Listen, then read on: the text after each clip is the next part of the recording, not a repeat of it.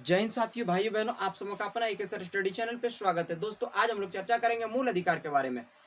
मूल अधिकार बहुत ही महत्वपूर्ण तत्व है। संविधान के भाग 3 मूल अधिकार जो है वह 12 से 35 तक है। मूल अधिकार की संख्या 7 है। हम लोग को 7 प्रकार का मूल अधिकार है और हम लोग का मूल अधिकार कोई छीन नहीं सकता। यदि हम लोग का मूल अधिकार कोई छीनता है या जबरदस्ती दबाव बनाता है, हम लोग सीधे सुप्रीम कोर्ट जा सकते हैं।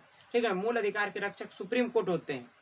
मूल अधिकार जो है यह यूएसए से लिया गया। यह वह व्यक्ति को जन्म से मिलता है। यदि कोई नवजात शिशु पैदा होते हैं और उसे मार दिया जाता है, यदि किसी को पता चल जाता तो उस जिन्होंने मारा उसके ऊपर केस हो जाता है। समझ रहे बात को ना? यानी कि पैदा होते ही मूल अधिकार मिल जाता है। मूल अधिकार नैसर्गिक है। आप पैदा हो, आपको मूल अधिकार मिल गया। समझ रहे बात को समझ रहे हैं ना? चलिए बिल्कुल ध्यान से समझिए। हम लोग देखते हैं क्या बता रहा है। मूल अधिकार यूएसए से लिया गया। मूल अधिकार जो लिया गया वह यूएसए से लिया गया। हम लोग के संविधान में ये नहीं थे, उसे मूल अधिकार जो है यूएसए से लिया गया है। कहाँ से लिया गया? तो यूएसए से लिया गया है। यह वह व्यक्ति को जन्म से मिलता है, जो चीज बता चुके हैं। मूल अधिकार की संख्या 7 है। तो वह कौन कौन सा देखते हैं? समानता का अधिकार, स्वतंत्रता का अधिकार, शोषण के विरुद्ध अधिकार, धार्मिक स्वतंत्रता का अधिकार, संस्कृति का अधिकार और संपत्ति का अधिकार और संवैधानिक उपचार का अधिकार। इसमें से एक अधिकार को संविधान का अनुच्छेद 300 के क में ले जाके रख दिया है। ठीक है ना? वह कौन सा है? तो संपत्ति का अधिकार। अभी इस संपत्ति का अधिकार को क्यों वहां ले जाके रखा? तो देखो, जैसे कोई सरकारी काम होता था, मान लेते कोई सड़क बन रहा है, कोई रेल का लाइन बन रहा है, कोई पुल बन रहा है। समझ रहे हैं बात को?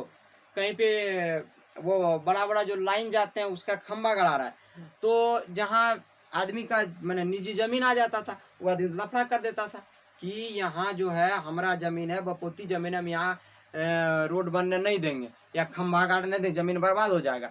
तो इस तरह से कार्य में बहुत अधिक बाधा आते थे। लेकिन मोरारजी देसाई जी ने वो काम किया कि इसको एकदम संशोधन करके संविधान के 300 के क में ले जाके रख दिया। बोला यदि किसी व्यक्ति का जमीन सरकारी कार्य में यदि जाते हैं, सार्वजनिक काम में जाते हैं, ठीक ना, जहाँ 10 लोगों की भलाई हो रही, वहां पे यदि वह कार्य में डिस्टर्ब करे उन लोगों की जमीन, तो उसको उचित मुआवजा दिया जाएगा, न कि उसके बदले उसका जमीन फ्री में ले लिया, कुछ नहीं हुआ। देखो अभी गांव घर में सुनने को बहुत मिलता है कि फलना आदमी के रेलवैया में जमीन गया, उसको 1 करोड़ पैसा मिला, उसको 5 करोड़ मिला, सुनने को मिलता है। तो ये सब मोरारजी देसाई जी का कार्य है। समझ रहे हैं? और नहीं तो पैसा नहीं देता तो ये आदमी सब क्या होता? अभी त्रिकुट पहाड़ तरफ से रेलवे लाइन जाने देता, नहीं जाने देता, क्योंकि बहुत आदमी को उसमें जमीन गया और बहुतों को पैसा मिला। ठीक, तो आइए आज हम लोग निपटाते हैं समानता का अधिकार। समानता का अधिकार जो है अनुच्छेद 14 से अनुच्छेद 19 तक है और सभी चीजों को समान बनाने का कार्य कर रहे हैं। आइए देखते हैं अनुच्छेद 14।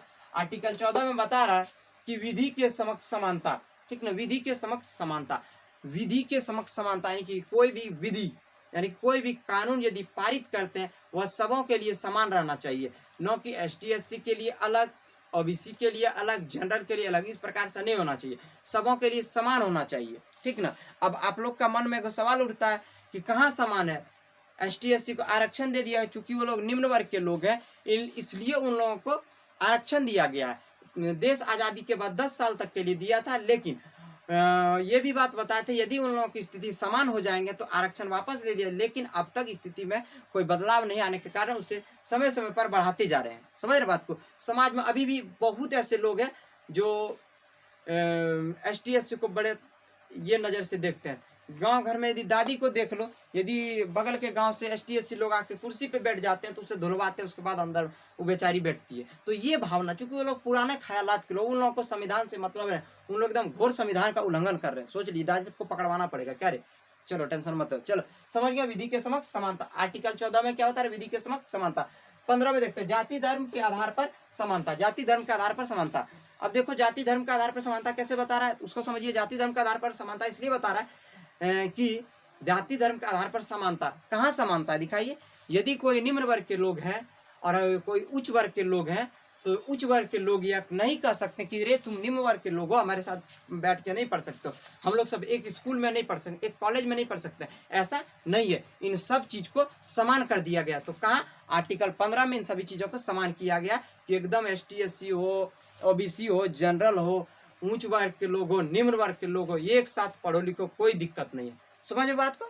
चलिए अब 16 को देखते हैं। आर्टिकल 16 अनुच्छेद 16, इसमें लोक नियोजन, नौकरी की समानता। सबों को नौकरी, यदि नौकरी जैसे कर रहे हैं तो सबको माने समान वेतन, ठीक ना, समान सुविधा मिलनी चाहिए। अब फिर तुम लोग का मन में सवाल, ST SC वाला पहले बता चुके हैं, टाइम बर्बाद मत करो, ठीक। उसके बाद 17 अस्पृश्यता छुआछूत का अंत।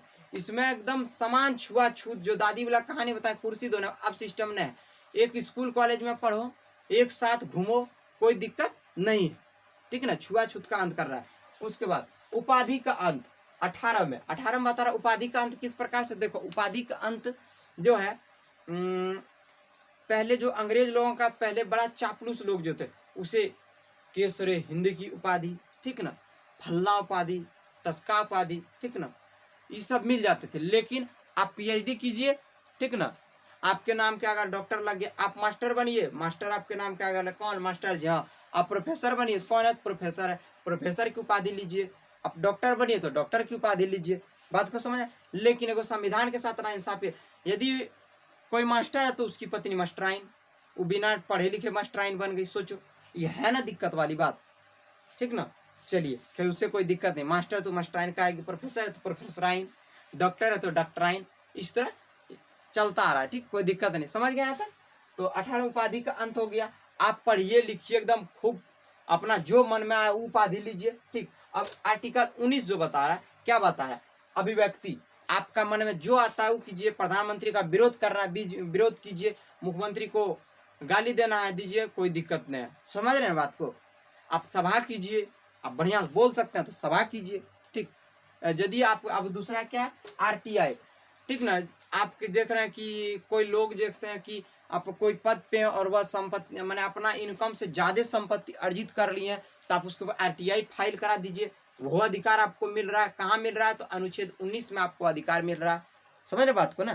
तो उसके बाद एक प्रेस, उसके खिलाफ आप मीडिया में एकदम पेपर छपा जाए, आपके साथ यदि कुछ गलत हो रहा है मीडिया में दिलवा दीजिए, सब लोग जान गया, ठीक। उसके बाद देखते हैं क्या है, झंडा, ठीक ना, आप झंडा फहराइए, ठीक ना। इंडिया पाकिस्तान का यदि मैच हो रहा है तो देखना एकदम स्टेडियम में कैसे झंडा लहरा है इंडिया वाला। ये यदि इंडिया मैच जीत गया और पाकिस्तान में जाके इंडिया झंडा लहरा दे तो दिखते एकदम बवाल खड़ा हो जाएगा। समझ रहे बात को ना। चलिए अगला देखते हैं, बोलने की आज़ादी। बता चुके हैं पहले, एकदम गड़गड़वा के बोलिए, कोई दिक्कत नहीं आ रहा है बोलने में। जिसका मन कर रहा है उसका विरोध कीजिए, जिसका मन में आ रहा है उसको सपोर्ट कीजिए, ठीक। उसके बाद विदेश भ्रमण, आपको जहाँ घूमने का मन कर रहा है वहाँ घूमिए, कोई दिक्कत नहीं है। चलिए हम लोग आगे देखते हैं।